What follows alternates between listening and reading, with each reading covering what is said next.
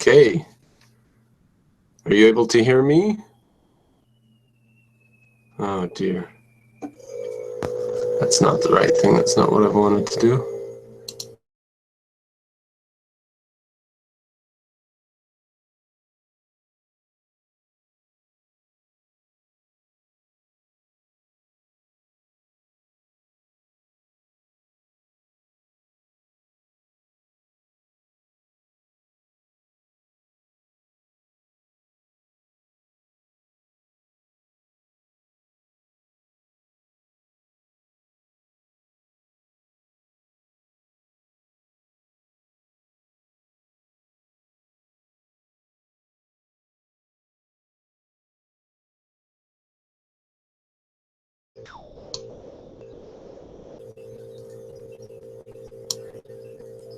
Mr. Hornbuckle.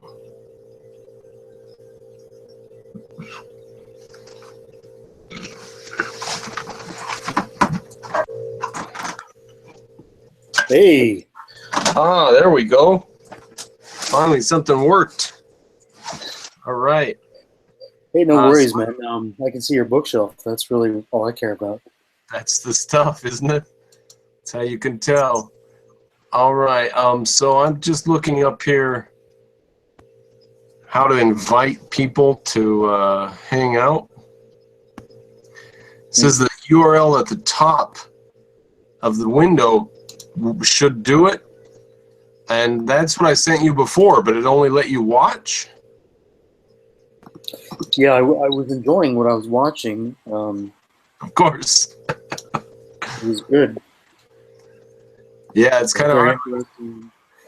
You were talking about is environmentalism a religion? That's a very interesting topic. Yeah, it is, and it made Piro's viewers go into apoplectic shock.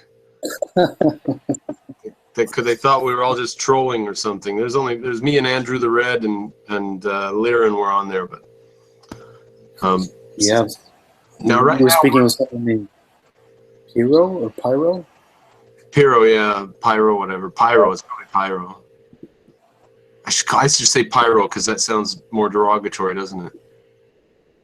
Well, it made me think of that X-Men character who has control of fire. Maybe that's what he means. I don't know. I don't want to speak for him. You know, this thing about superheroes. What's that? This thing about superheroes. Well, What's that's that? Before superheroes, it was zombies, right? I think superheroes maybe started before zombies, and then they kept going. Well, I mean, everybody's been just recent fads. I mean, and then before zombies was vampires. Interview with the Vampire and Twilight, and I Want to Be a Vampire. I Want to Be Your Vampire Lover. Yeah. So what's going on? That was a Prince song, right? I don't know. I want to be your vampire lover. No, that's not a Prince song. Just joking. Well, the only vampire that I really liked was Blade, because he killed vampires. He was a very pro-human centered character. Oh, interesting. Right, because he was half human, half vampire, and he was like, these vampires are vicious, total assault on human life and value, so I'm just going to go kill them all. That was his goal, and I liked him. Wesley Snipes is a hero. I'm sure he's like that in real life, too, exactly like the character. I don't know. I haven't ever watched any of these things. I'm just annoyed that I have this whole closet full of vampire outfits that aren't saleable anymore.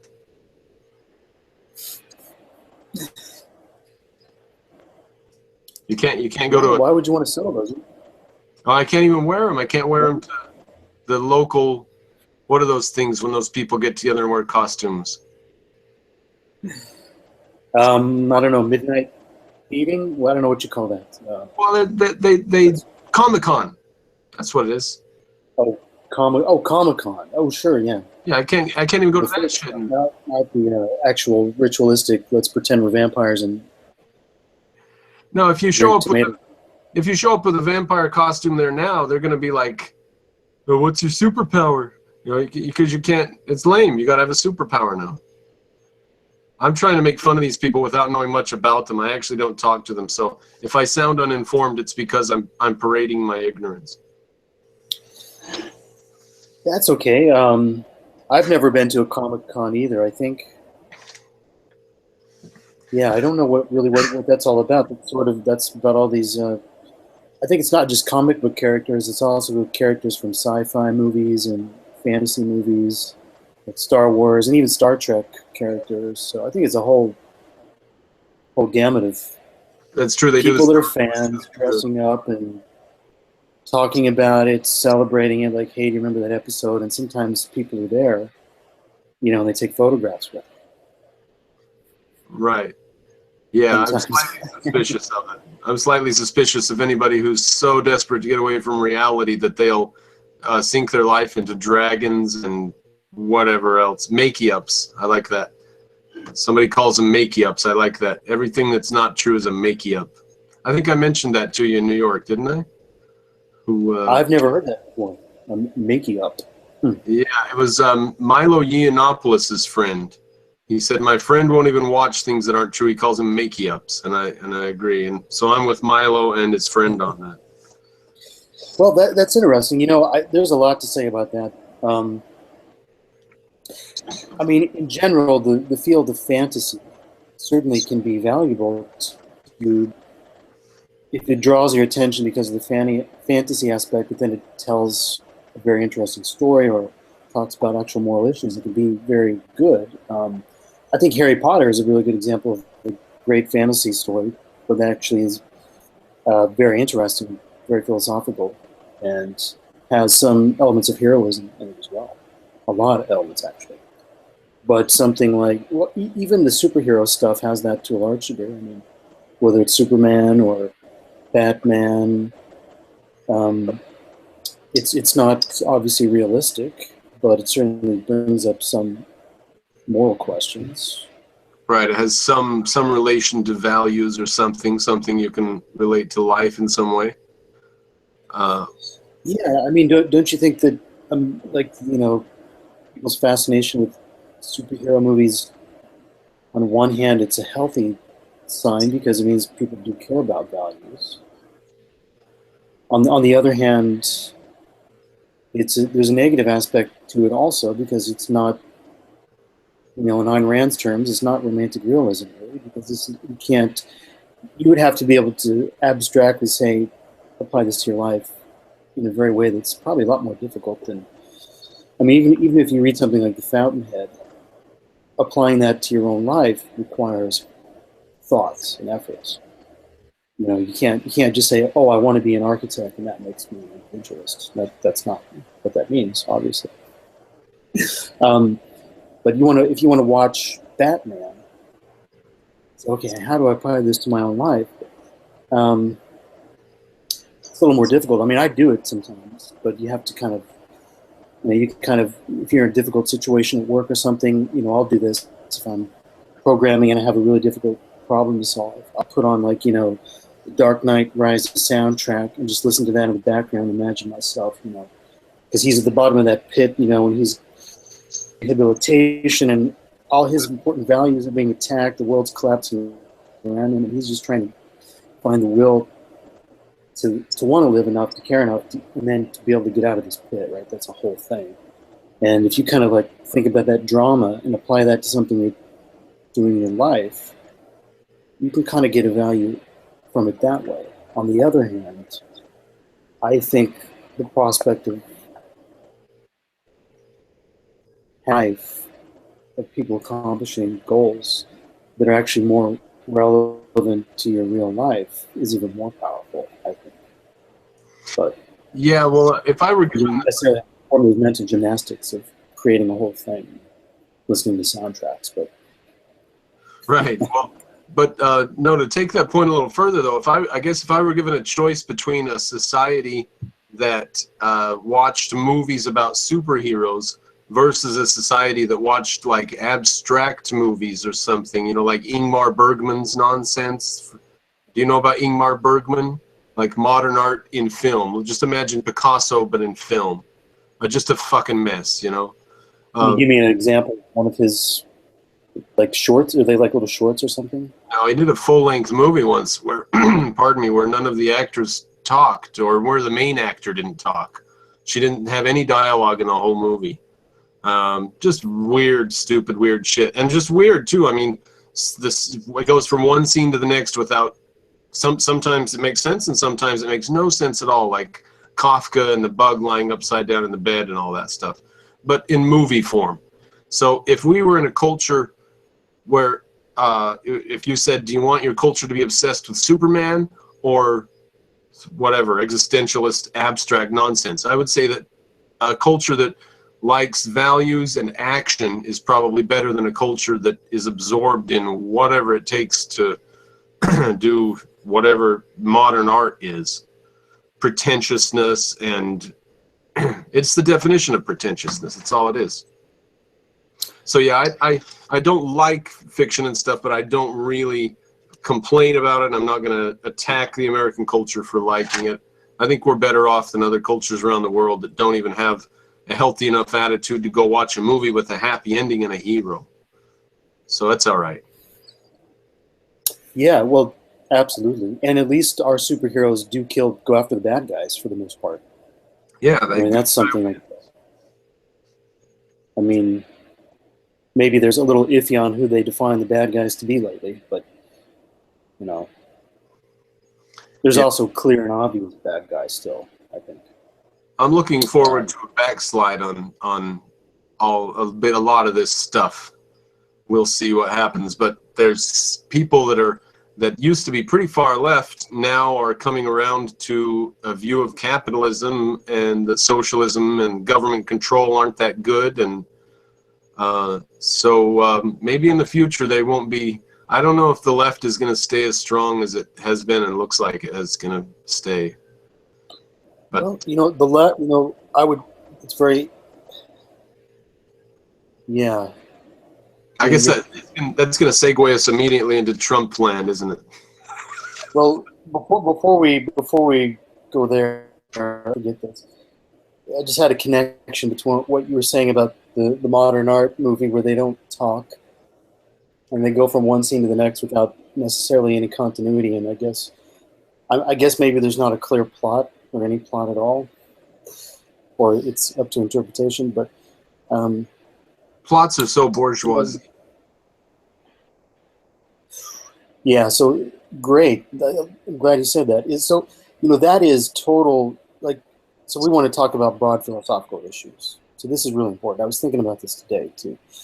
You know, that is an example of, like, total, like, conceptual disintegration, where literally you just look at, like, this is supposed to be meaningful art.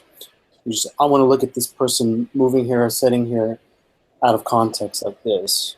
And I'm not going to connect it to the next scene. I'm not going to have them say anything.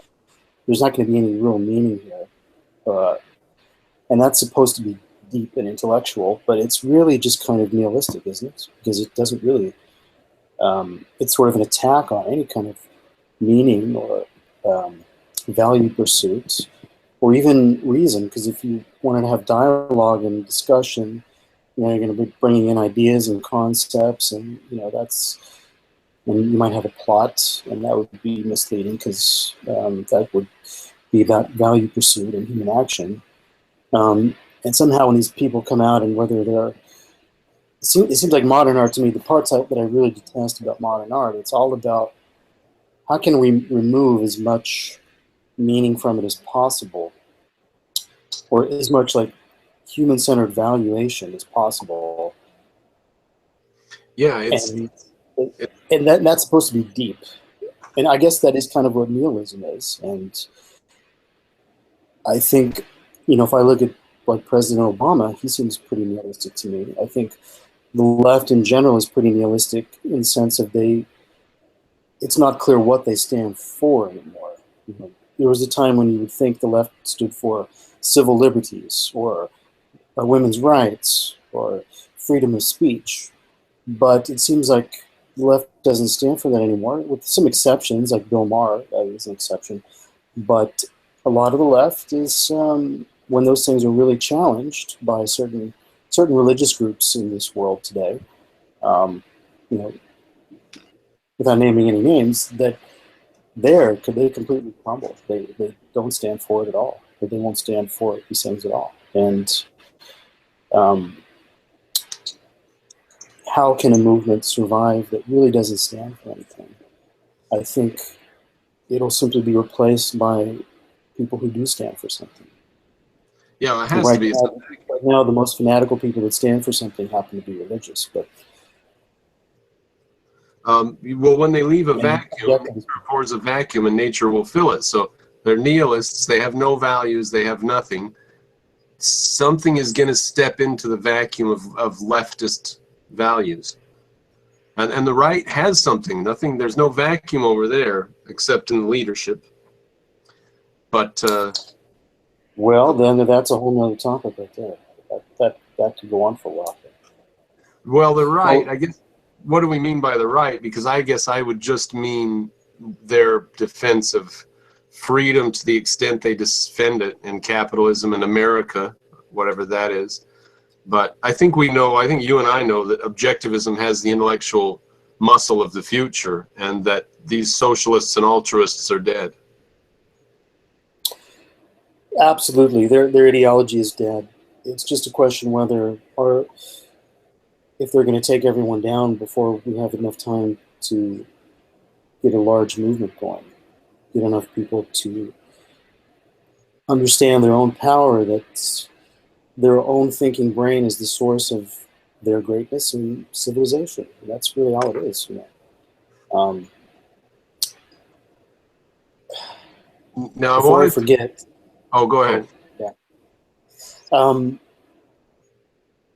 So this is great that we just have been talking about this, because rather that I've been blabbing on and not letting you speak, which I apologize. I'll give you a chance in a second. But no. So the left has become kind of this nihilistic, valueless thing.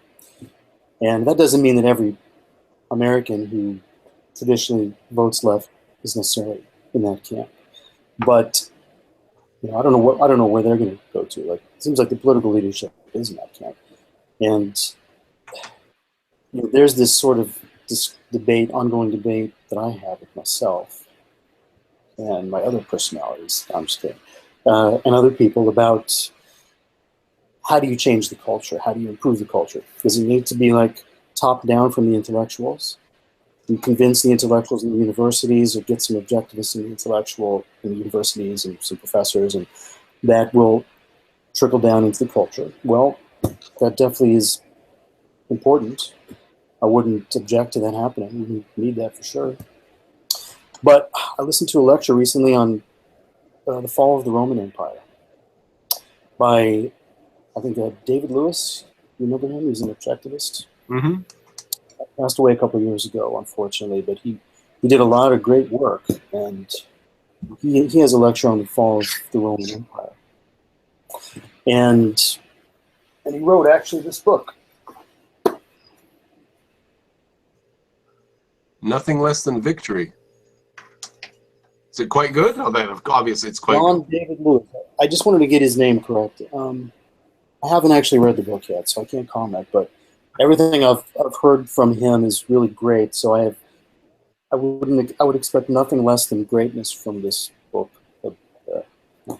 So anyway, he was talking about the rise of Christianity in towards the latter part of the Roman Empire, or what preceded the fall, I guess you could say. And my history's not all the details. I couldn't tell you. But the part that I took away was simply Christianity became the dominant religion, and hence really philosophical outlook. But it wasn't from the top down. It wasn't from the intellectuals like the Stoics, and a lot of the Roman philosophers were against it. It was more like a ground up movement. It appealed to, you know, poor people and people who really saw that they had no future, no life under the Roman Empire. And after a lot of continuous wars and economic issues, it was like, it spread through other Christians, word of mouth, witnessing, evangelism, you could say, and really changed the culture. It took it over. So if Christianity can do that, that's what we should do. Objectivism can do that, and it can do it even better because it's a more consistent philosophy, and it already gels with the pro-Enlightenment values of reason and individualism that we have started in America. And it's pro-capitalism and business, so we have a lot of people out there with, I would think, the right motivation and to pursue this. Like, this is what I'm thinking, that what I'm trying to say is I'm a little more optimistic about changing the culture, because it's so depressing to think we have to expect this corrupt academia and politicians, we have to get people in there, and, well, no, maybe we don't. Maybe we just have to do do the kind of things that engage regular people. Write books, write novels, do podcasts, create great works of art. That's probably the most important thing. I mean, how influential is Ayn Rand because she wrote Atlas Shrugged? Yeah. And that's completely outside of academia. I mean, that's probably more influential and will be more influential than anything philosophy departments of all America have ever done eventually. So that's my spiel. So I think maybe that's a positive thought that I had. And I hope it motivates pro-reason objectivist type people to think about creating values for this culture to really get out there, Well, I think we do need to go through the grassroots sort of thing and sort of address the people, as it were, in a Wordsworth sort of way. And I don't think there's any other way about it. But Christianity was sort of a mob mentality and mob ethics, ethics of the group and stuff. Not that there's anything we can do to get away from that. I mean, if freedom is the ethics of the mob, then we're stuck with the ethics of the mob. But yeah, Christianity appeals and appealed in the same way that socialism does to the worst elements of society. So we don't want to exactly carbon copy the way that Christianity destroyed Rome. But yeah, I think you're right. To go to the base of society instead of worrying about getting control of everybody in the upper classes or something like that is definitely the only way. And when the upper classes are getting so separated from the lower classes that they're sort of teetering on a needle point, then it doesn't take much to push them over. And some knucklehead like Donald Trump can come along and crash the whole thing down. That's probably where we're at today. There's too much bullshit and people just don't buy it anymore. And they have too much invested in the infrastructure to change it. They can't just say, oh yeah, the political correctness and feminism, don't worry about that anymore. It's not a problem now. So they're heavily invested, and it's going to take a big change to do it. And the grassroots and Ayn Rand and Atlas Shrugged is it, isn't it? That's the only way it's going to happen. Absolutely. The universities aren't going to take care of it. That's for sure. What's you know about Milo Yiannopoulos? Have you looked him up yet? I've heard the name, but I'm not really familiar. Most dangerous and fabulous faggot in the world is what he calls himself. Okay. And he calls Trump daddy. So he went on a dangerous faggot tour to like 52 different universities to speak at these universities and tell them that freedom of speech is good and it's important.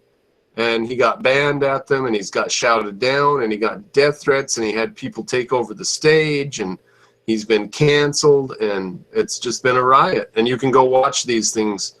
You can go watch them smear blood on their faces in his. They stand up in the middle of his speech and start screaming that he's full of hate, and they smear blood on themselves and stuff. Very weird. They're trying to shut him down. They're anti-free speech, and they are. If the left doesn't have, like you were saying earlier, they used to stand for freedom of speech. They used to stand for women's rights. They used to stand for the rights of blacks. Today, they're letting black people be killed in the slums. They don't care about that, but they're trying to stop the police from going there. They don't care about women's rights. They could care less whether women are being raped or abused or beaten in Islam. They don't give a damn about freedom of speech. They're trying to prevent people from speaking openly. They actually do not have anything left. They are a vacuum. They have abandoned all the values that they have ever held. And Absolutely. It's a mess. Cheers. Well, in a way, we, well, you know, in a way, we have like a lot of these crazy movements to thank, because they've kind of exposed the left. You know, when these crazy student protests are trying to shut down free speech, you know, you think the left would come out and oppose this and say, no, we need to protect, you know, people's property rights, and if, you know, if they're trying to speak in this area, you know, you can't come in here and do this, but they don't. I mean, I guess because they are the left. I mean, the people trying to shut these things down are also being taught by the professors who are teaching the politicians too. So yeah, but it's an echo chamber. The upper classes, or the intelligentsia, is so separated from the real world. They don't have to do anything even remotely reasonable. By the way, I'm having a beer, but I'm also enjoying a little bit of Merlot. I believe this is the one that we had in New York, just to make you jealous, because it's such a lovely one. What are you imbibing? a different bottle, right? This, I do believe, is a different bottle, yes. Oh, okay. But just drinking water over here. Oh, really? Well, you've got to look. I'm drinking red wine from a Dixie cup, and you've got like a fancy glass, and you're drinking water. I have a nice goblet. All right. Well, I have a magical superhero goblet of life. This is the goblet of eternal telomeres. Of course. If you drink this, your telomeres will never shorten. You will live forever. That is the definition of cancer. Cancer. Well, not exactly. The telomeres never fall off of cancer cells, so they just reproduce infinitely. So. Well, that's true. Well, that's because the cancer takes over the cell, and it becomes like it shuts down. Because the telomeres don't fall off. Yeah, and I think don't some cancers upregulate the telomerase enzyme that rebuilds the telomeres? Yeah, we have an enzyme. My biology's old. Okay, I studied biology, but I forgot all of it. So, but I do remember. I think that your sex cells, your gametes, your sperm and your eggs, that those cells are considered like an eternal cell line. Is that correct? So telomerase, the enzyme, is actually turned on, so when they divide, the telomeres of end of your DNA get rebuilt. But in your somatic cells, the telomerase is turned off. So every time your cells divide, the telomeres get a little bit shorter and a little bit shorter. And eventually they get so short that subsequent cell divisions start eating into the genes you actually need. And that causes a lot of aging and a lot of age-related diseases. And I think a cancer cell, one thing that they usually do is they do become like an eternal cell line, in the sense that they'll start rebuilding those telomeres, so that, because if cancer cells eventually just kept replicating, because they're replicating a lot, they would eventually destroy themselves through this process, but they don't want to do that, so they rebuild the telomeres, and they keep going, and they keep going, and they keep going. But I shouldn't speak too much, because I'm sure I have some technical details wrong. Maybe people can correct me in the comments, but yeah, you just topped basically all of my information about it. I mean, I never even studied biology. I just studied it on my own. I never studied it besides like in high school or whatever. So, but yeah, I think what you made mention a good point, because I think one concern about extending human life is that perhaps aging is perhaps a byproduct of our telomeres shortening, at least in part. It's probably not all of it, but that might actually be an adaptation to our rate of cancer too. That maybe if all of our cells were constantly rebuilding the telomerase, they might more easily become cancerous. I don't know. Well, I just thought it was fascinating that people say if we could just cure aging, then everything would be okay. And cancer cells have cured aging; they don't age. So the definition of not aging is cancer. Well, we want to cure human aging though, not cancer cell aging. Well, it seems like we're up against a rough wall here. If we stop our telomeres from erasing themselves, then we die of cancer. And if we let them erase themselves, then we die of old age. So, well, I don't know if that's true. I was just thinking off the top of my head. I could be wrong. Then we just have to cure aging and cancer both. That's obviously right. That which is some form of genetic engineering. That's what we're going to end up. We're going to end up writing people's DNA letter by letter, or computers will do it anyway. I think there's no way. Writing our own. Well, we can't write your own DNA. You're already alive. You would write the next generations. Well, I mean, we don't have the technology now, but I mean, you know, gene therapy is about injecting DNA into your own DNA. And oh, yes. Yeah, that's true. We could, you know, maybe we'll have a program in the future that you just sort of, you know, you put on a headband here, you know, and you plug it into your USB port, because of course we'll still be using USB and have this technology. And then you can go onto your your computer and you can like drag and drop the type of biceps that you want. If you really do, you know, if you want to change your sex, your gender for real, you know, not just your feelings, but your actual gender, you could actually do that. And this is interesting because when we have total genetic control, maybe this is the real end of racism, finally. Like, because even the most collectivistic of people are going to find it really difficult to still be racist when you can literally just go change into any race on the weekend. Like, this weekend I'm going to be, you know, black. Next weekend I'm going to be Asian. You know, you can change it just for fun. I think what will happen is that science is going to come up against the hard, mean truth that some people have higher IQs than other, and that the Japanese and Koreans and Chinese have a generally higher IQ than whites, and nobody's going to like that, and you won't be able to switch your brain from a Japanese brain to an American brain because you don't have that many IQ points. You can't become a Japanese brain. You're not that smart. And I won't talk about the other people who are at an even different point on the IQ scale because I don't want to be hauled out in the street and shot. So, but there is an IQ scale, and some of us are 15 points above white people, and other people are not 15 points above white people, and are not equal to white people.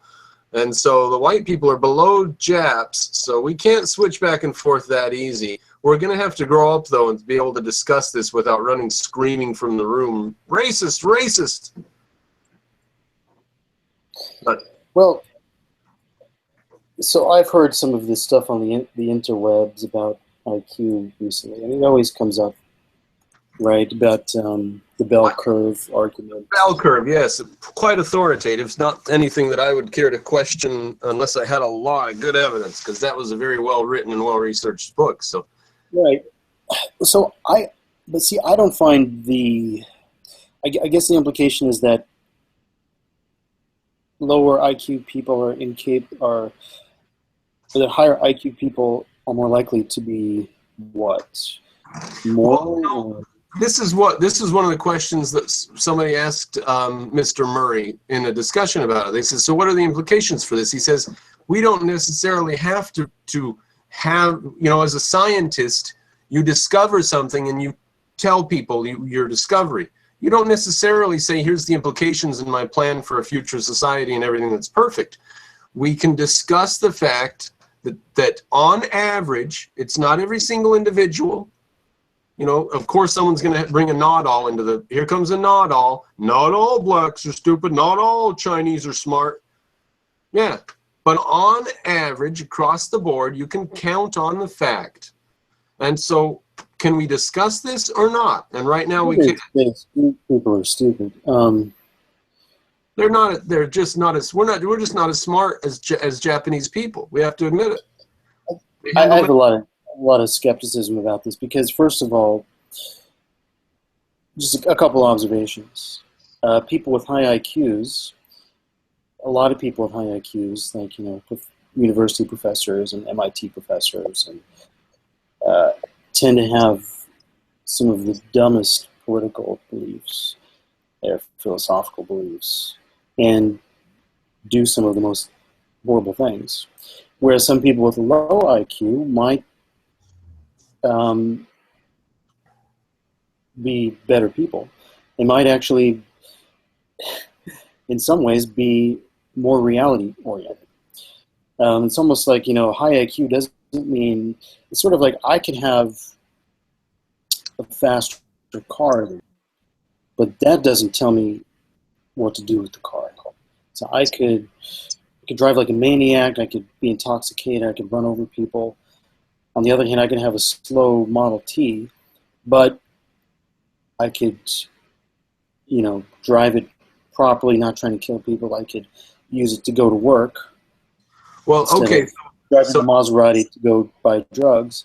And I guess, I don't think IQ is where the problem is.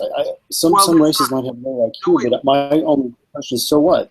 Like, how much IQ is required to know that you shouldn't hit people, steal from them? No, but why do you say that there's a problem? You say you don't know where the problem is. Look, Europeans took over the world, not the Japanese or the Chinese, the Europeans. And the Japanese and Chinese sat there with their average of 15 more IQ points. I'm sure it was the same 200 years ago as it is today. We haven't changed genetically. So they sat there with their extra IQ points, and a lot of extra IQ points, doing less than the white Europeans. So we have to just throw all that out the window and say there can't be any, you have to judge on each individual case. But there's no reason why we can't say the inner cities where 90% of the kids in a given school are Chinese, those schools are going to need better math programs because the kids excel at math. Why can't we talk about that? And right now we can't. But, we don't have to go through history and excuse everybody or anything. It's on an individual basis. It's individual people that have IQs, not races. Right. But there are averages, and we can talk about them without screaming our heads off and running out of the room saying racist, racist, racist. I mean, wait, hold on. I'm going to do that right now. I mean, your first reaction is telling, because you sort of immediately start making excuses and say, well, we can't say this and we can't say that. Well, let's just be. We can say you can say on average higher IQ points. I mean, I don't have any problem. Like, I have lower IQ than probably most Chinese or Japanese people. There's no doubt about it. But there's a lot of, and actually a lot of white people too. And I have lower IQ than actually almost everybody I know. I have no idea what my IQ is actually. But this brings up so many questions. First of all, so I'm going to ask you about this. This whole, like the bell curve and all this analysis, presupposes that we actually know how to measure intelligence in the first place. Now, given the current state of philosophy, I'm going to say I'm highly skeptical of that claim. And I've taken an IQ test, and I got to tell you, the questions that I looked at, pattern recognition, that's the main one that I remember. There were some logic puzzles. Those are certainly part of intelligence. There's no doubt about that. But boy, I think there's a lot more to intelligence that's not even included on these tests. And I'm not qualified to say what it is, but it doesn't seem to me like doing those mathematical or doing pattern recognition or necessarily tests the ability to think abstractly about all different things. It seems to test the ability to think abstractly about some things, but All right, so if we give the same also a relationship between abstract thinking, being able to apply those abstractions to concretes, which is a whole nother process, which I don't think those tests really touch on. Anyway, go on. Well, no, I think you're right to assume the tests are either partly or mostly nonsense. But assuming that they measure something, it is true that their measurements show, on average, over decades, the exact same thing in this continent and on other continents, and with males and with females, and in different cultures and different cities and different religions. All that evaporates. All those differences evaporate, and you find that there's a standard deviation of intelligence upward from white people to Asians and downward from white people elsewhere, which we can't talk about.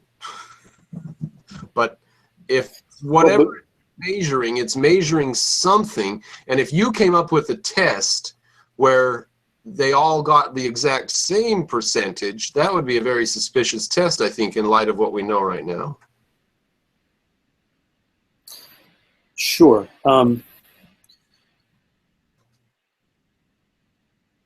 But, what is it that the test is really measuring?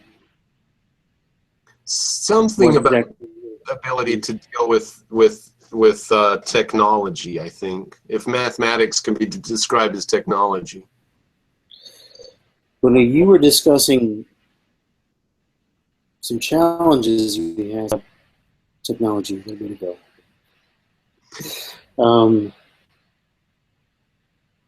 What is that? I'm just kidding. We were discussing AI in the other get-together and couldn't decide whether or not I decided, but other people couldn't decide whether or not we could ever make something that was alive. And I said that if we engineered a microorganism that reproduced itself, then we will have made life. And someone took exception to that. But, I think that would be a definition of life, even if we had made it, wouldn't it?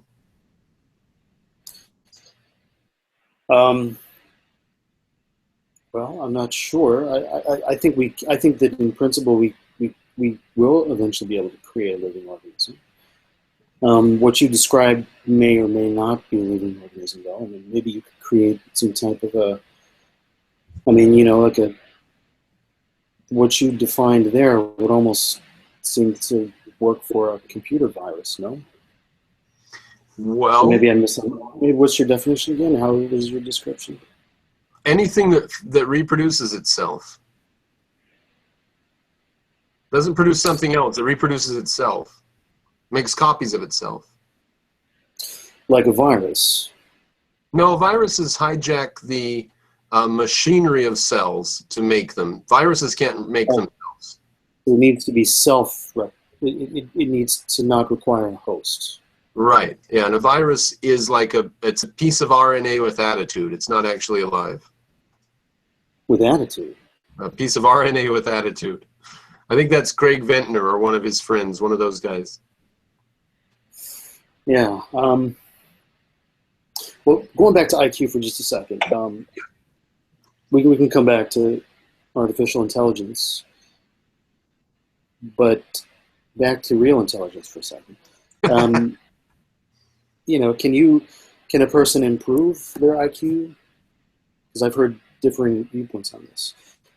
Usually what I hear is that IQ is not something you can change. But then at the same time, if I work on those pattern recognitions enough, I can definitely get better at them. Yeah, I think it's obvious you can change. You have children from the upper classes who were taught to read when they were 3, and they do very well on IQ tests, and children from the lower classes with the same color skin, the same genetic background, who were never taught to read and still can't read when they get to high school, obviously don't do as well. So it does measure the background society to some extent, but we would be able to subtract all that information out if we had tests across decades in different schools in different countries on different continents, which we do. So I don't know. Are you sure that we have all that? I mean, So you're talking about lower IQ. I mean, there's a lot of things going on. Well, whatever IQ Politically. tests measure, they measure something. I mean, if you say, I mean, if IQ is something, if you can take an IQ test, okay, and you can get different results, the same person, depending on maybe how hard you work or not, or if I work on improving my pattern recognition abilities for 6 months, and then go take another IQ test. Let's say I can improve it by, a couple points or something. Assuming that's true, that seems to indicate that, your genetic, the IQ, the portion of IQ that comes from your genetics is not the whole story. So, this is sort of the nature versus nurture argument, which the one thing that those arguments always leave out is your free will, your own consciousness, the choices that you make.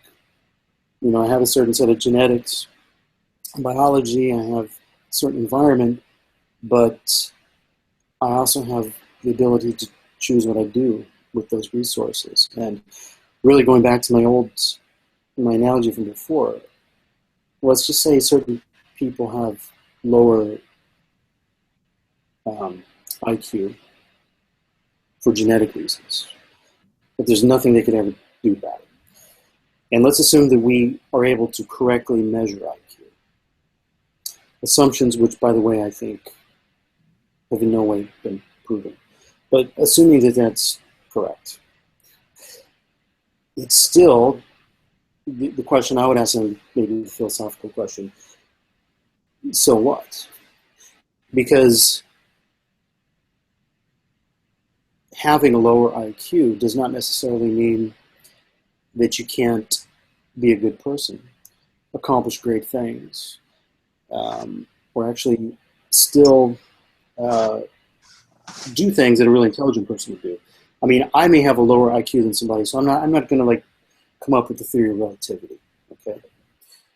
But maybe I'm going to, I don't know what I would ever possibly be able to do, but maybe I'm going to write a book that's going to be like Harry Potter or something, and it's going to have a really positive impact. So there are a lot of. Well, let me just leave it there. The question then is, even if you assume all those things, so what? What are the implications? So you're talking about scientists don't tell us what the implications are, but now we are the philosophers here, so the implications. Right. Well, might it be something that we would need to talk about if we were saying that everybody who applies to medical school gets in on the same basis? Might we say, well, you have to actually pass an IQ test to get in? Maybe that's a bad example. It's really going off the rails in my own head here, so let me try again. I think if you're getting a job doing pattern recognition with those little diagrams, then IQ test is very relevant. Well, see, what I meant by what does the IQ test really test? Because it might test these, logical deductive abilities or whatever. And that's probably important to being a doctor. But sometimes making those deeper integrations with different fields of knowledge that don't seem like they're connected or related, that type of thinking, which sometimes makes all the difference and produces the big breakthroughs, I'm not sure that an IQ test can even begin to that really test that, or that people even understand all that yet.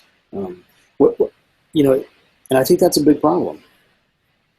Well, yeah, no, probably not. I don't know exactly where IQ tests would come in or need to come in, but probably some of our policies would be a little bit different if we could just face this fact. Like, do we really need the exact same percentage of blacks in an upper class college as the percentage of blacks in that city? Or are they actually possibly not going to do as well in those extremely abstract classes with all their Chinese counterparts and a few white guys.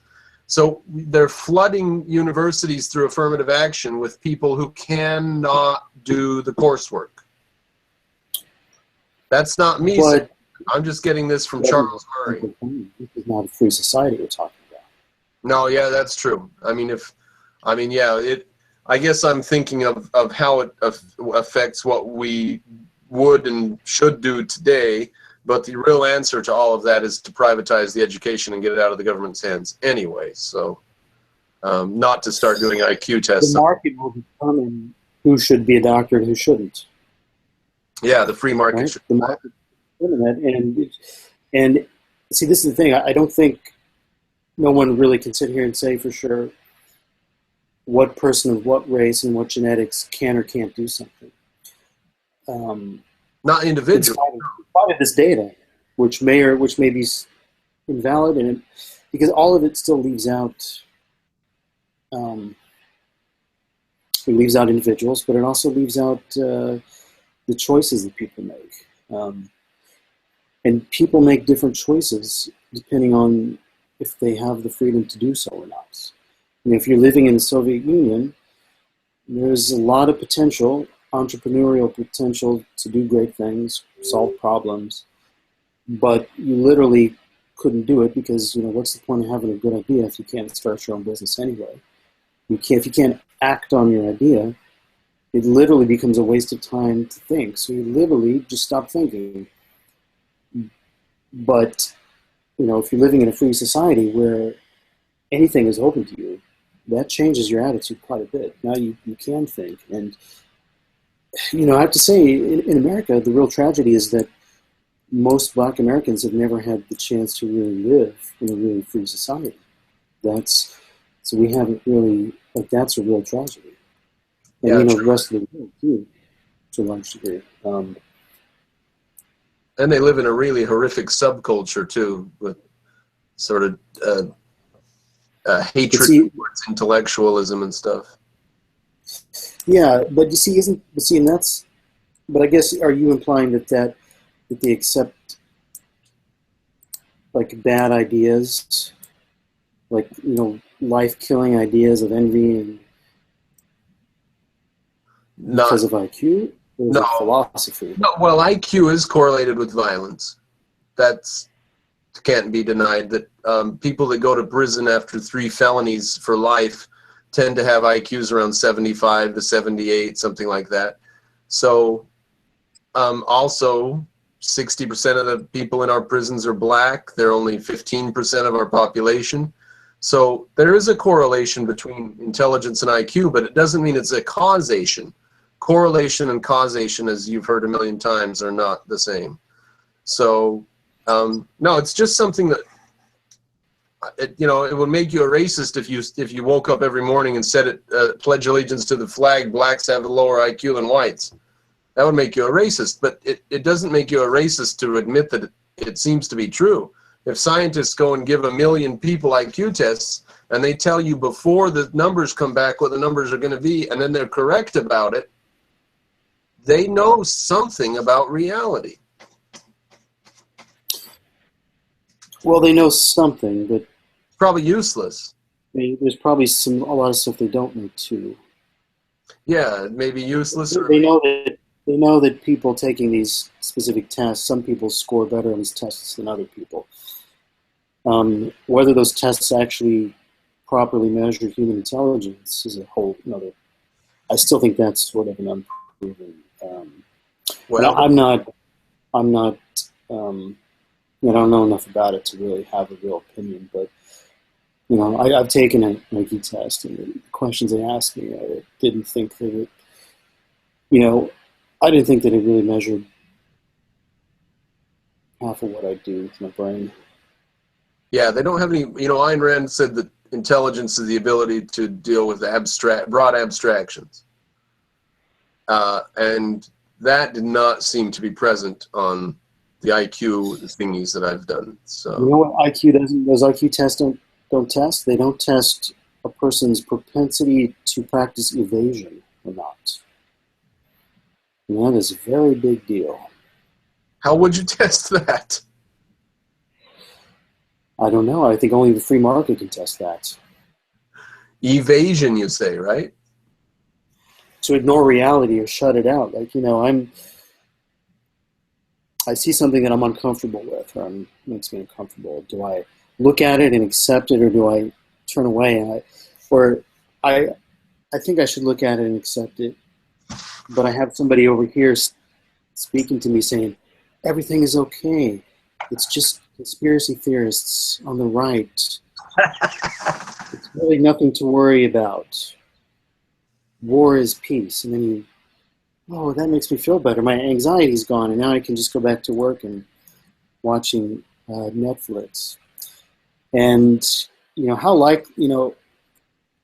it seems like there's a certain intelligence involved. I guess it's my ultimately it's my choice, my free will, whether I'm going to choose to face reality or not, regardless of how uncomfortable it makes me. But this seems to be an important thing too. It seems like that might be something. I don't know what we need to test it. I don't even know if it's something that is static. I don't think it's even static, because I think your own choice to face reality is something you can actually change too. You can become better at it. You can be more courageous, because this is partially really about being courageous, I think. And the more you do it, the easier it gets. The more it becomes a habit. So it's not like it's set in stone. But somebody can have a really high IQ measurement by taking these tests, but they could be really, really, really steeped in evasion and basically have no courage whatsoever. It's interesting. And I watched person is not a great person to help civilization.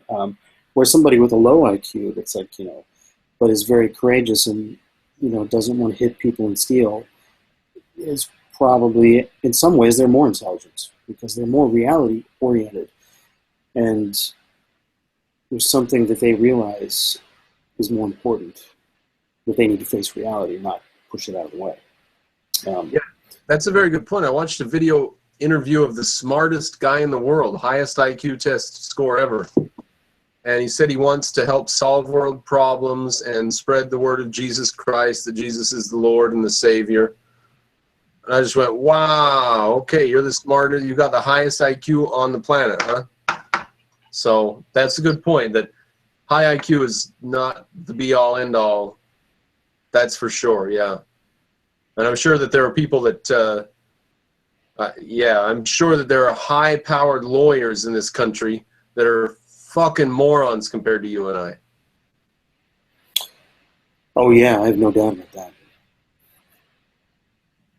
So I don't know what to do with the information that the three different races on this planet are a standard deviation away from each other in intelligence. Besides, just stop talking about it. Maybe that's what everybody else has done since Murray wrote the book, or Charles Murray.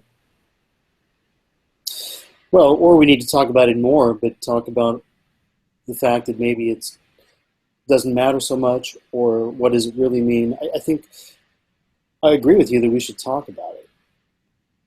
We should be able to. If we could talk about it, we wouldn't be so obsessed with getting so many people into colleges who aren't going to be able to do the work. And we wouldn't be so upset about immigration from South Korea and stuff. We could relax a little bit about that. And, I think it would have real policy implications, although racist, probably. So, slippery slope, and I'm against a free society. I would be against any policy recommendations, Yeah, you can't advocate for it. The free society would be the only answer, but I'm saying that if people did discuss it, it would affect policy. In other words, that the policies that people in this country are using right now are policies that are openly evading reality. The facts on the ground say that 65% of black college students will drop out their first year.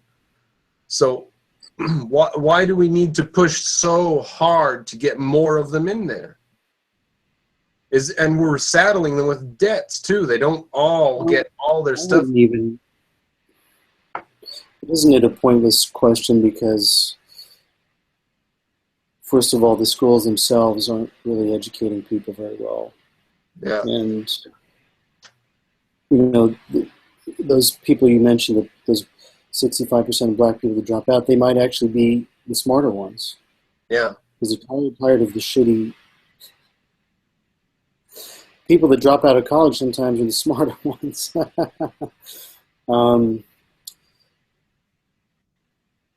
I think why people are afraid to talk about it is because it will obviously be used by racists to promote an agenda. Yeah. Obviously. And it is dangerous, because it's something that will be interpreted by most people's screwed up philosophical premises. Most people will not say, hey, we need to question the underlying, what IQ really means. We need to question the tests. We need to think about what is the minimum IQ even required to be a decent person anyway. It's not, a lot of people maybe won't be thinking about those questions. They'll just be like, oh, that fits my my prejudice or whatever, so I'm going to use that. I have a fear of people doing that, because it almost sounds like your value as a person, or maybe even what freedom you should have in the society, should somehow be correlated with your IQ. Do you hear that as an implication somehow? Yeah. People talk about this? Yeah. The upper classes have a higher IQ than the lower classes. So there is some correlation, but like you were saying, what exactly is IQ measure? So. Right. I think college professors versus auto mechanics, you'd probably find the auto mechanics to be more reasonable and down to earth. Yeah. That's true. Well, it's sort of you might have more IQ, but what do you do with it? And a more intelligent person might use it to make up more elaborate fairy tales or more elaborate rationalizations for why this wasn't real socialism. Like every other time, it was also not real socialism. Or they might sit there and make up Buddhism like the Eastern people have done. Right. Or you heard people saying that Venezuela is not socialism. Have you heard that stuff? Venezuela's being wrecked by capitalists. They need real socialism. Apparently, it takes a real socialist revolution to make a country capitalist. Yeah. Here come the commies and the socialists. We're going to take, we have to have a revolution because the capitalists have destroyed everything. And then, it turns out we were capitalists all along. Yeah. 15 years of socialism. Capitalists don't believe in private property. Yeah. It's an interesting concept. 15 years of socialism and capitalism is the problem. That's their type of thinking, but that's where they're at. What do you think? Let me just take a broad swipe now at your healthy mind and ask you to justify women's right to vote. Well,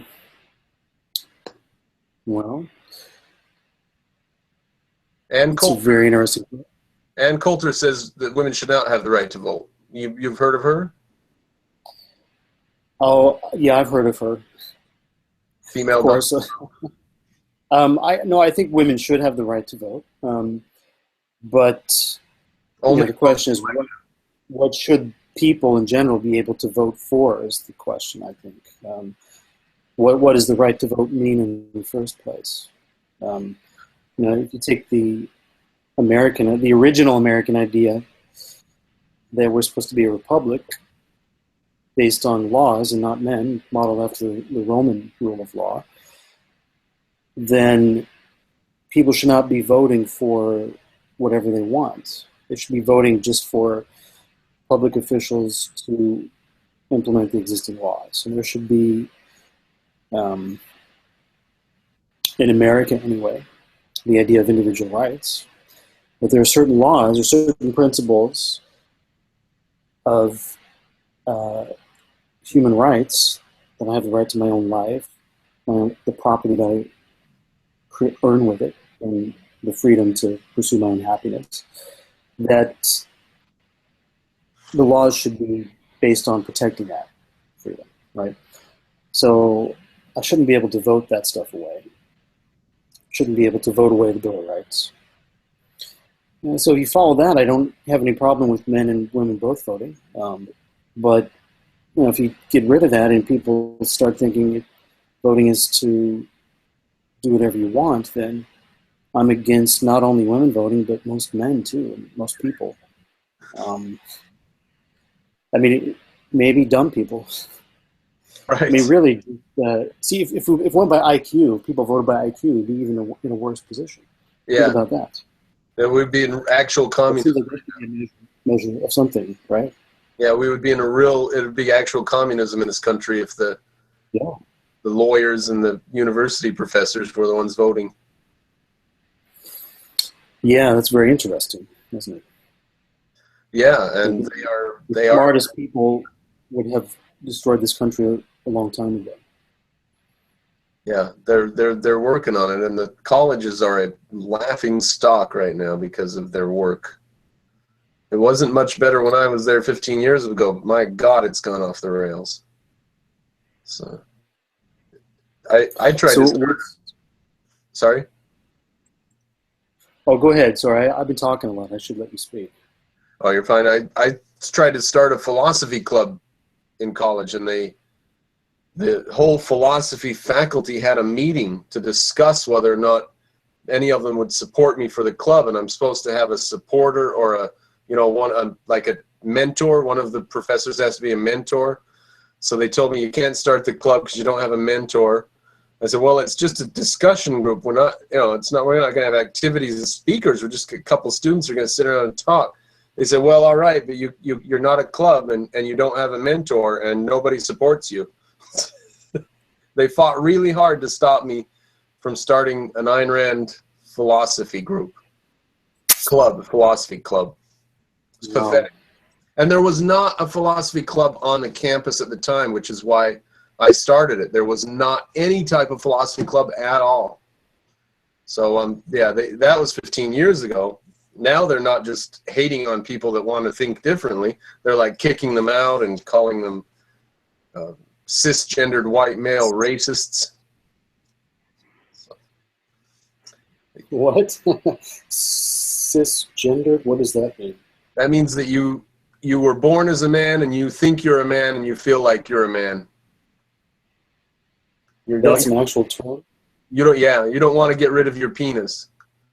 If you wanted to get rid of your penis, you'd be a transgender white male or something like that. But if you're cisgendered, then you're okay with the genitalia you were born with and you accept it and you don't want to change it, which makes you basically a racist, homophobe, Islamophobe.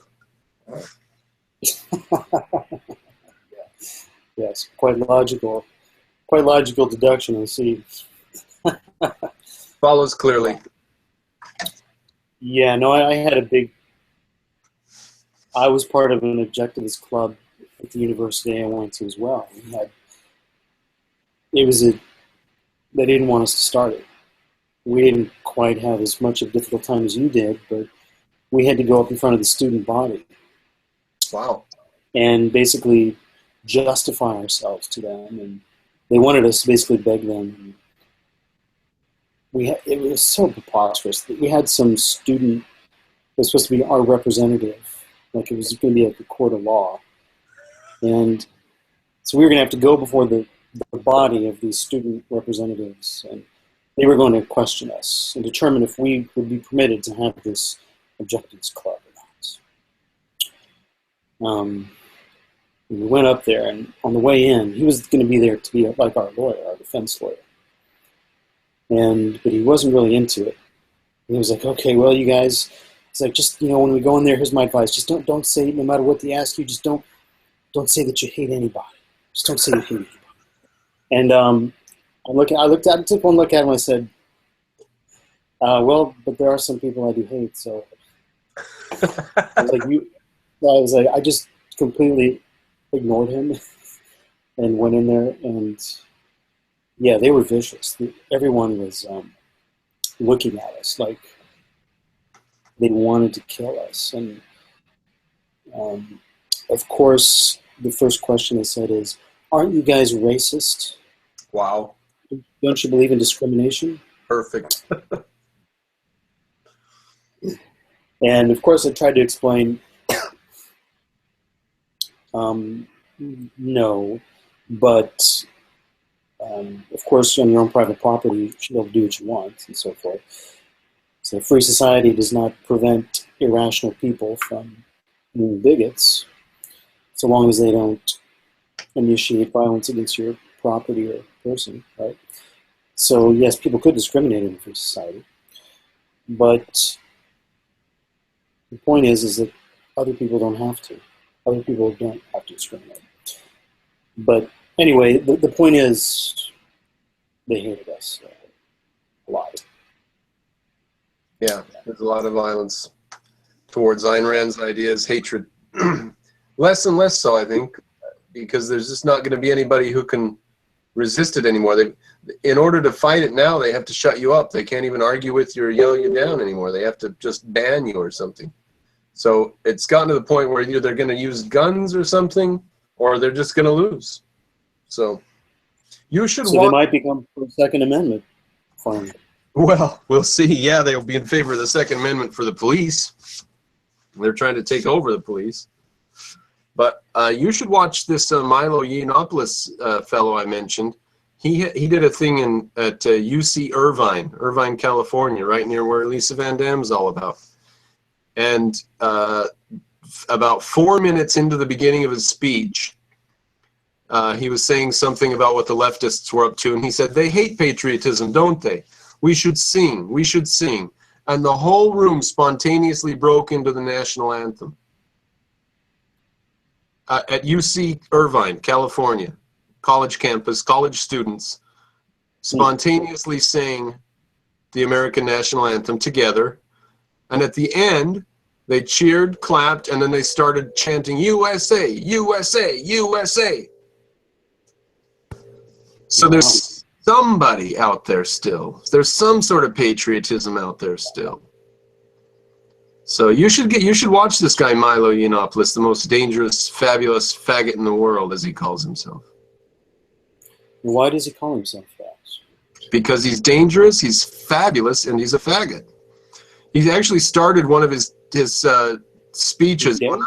He goes up to the podium and he says, "Hi, ladies and gentlemen, I've taken some time off of being fabulous to come and say a few words to you. Just wanted to let you know feminism has been canceled. Thank you." And he sat down. So he's gay, he's dangerous, and he's fabulous. Nice. I'll go and check him out. Yeah, he's hilarious, and he calls Trump daddy. Is he pro-Trump? Oh, yeah. He's Trump's little girl or something like that. I don't know what's going on. It's very weird. Yeah, he can't. What would happen if a gay man and a feminist wanted to have a discussion on a university campus? They would be allowed to, right? No, they were both banned because it was him and a feminist wanting to discuss free speech. So they banned both of them. And he wasn't allowed to speak at that university. Wow. So even gay guys, I thought gay guys got a free pass with everything, but not if you're a Republican, not if you believe in freedom and Trump. Not that Trump and freedom are the same thing, but Trump stands against all his shit, you know, whatever it is. So you mentioned a couple things. I don't know if, are we winding down here pretty soon? Yeah, we probably should. In fact, I don't know if you joined me or I joined you. So if this is my thing, then it's recording. If it was just a call with you, then we're not being recorded. Oh, that would be a shame. I think we got some good stuff on here. That would be a shame. I think it's being recorded because it says Mrcropper's broad philosophical discussions here at the bottom. So I think it ended up in my thing. So, but yeah, cool. It's been a good one. I'm sorry nobody else joined us. I invited some other people, but maybe something went wrong and I didn't send the correct link the correct way or something like that. Hey, no problem. If you do these again, let me know if you need more people. Yeah. If I'm around, I can join. I'd be happy to. It's fun. So. Yeah, I'll rope you into one next week or two, something like that. I'm gonna keep doing them every week or so at least. So. All right, I'll let you go, and I'll go find out if this recorded or if it just is going to disappear into ether. Oh, no. All right, man. Good luck. All right. Talk to you later. Thank you, Jason. I'll talk to you later. Bye-bye. All right.